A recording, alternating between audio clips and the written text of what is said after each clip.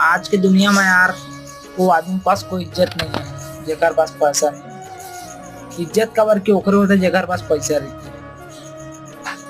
मैं बात ला जान चुके हवा कि जेकर में पैसा नहीं ना ओकर में इज्जत नहीं है आज के समय में। अगर तुम्हें पैसा नहीं इतना तो रिश्तेदार तो से मतलब रखा है ना, तो दोस्त यार तो से मतलब रखा है। मतलब मैं सब जब पैसा रही ना तुर में तब तोला पूछी कि तोला जरूरत है का।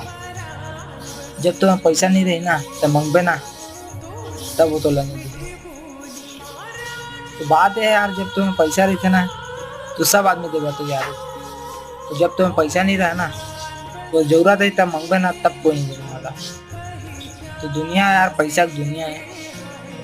एक से ये सालेला कमाओ साले जैसे भी कमाओ। पैसा है तो इज्जत है, पैसा नहीं है तो कुछ नहीं है आज के समय में।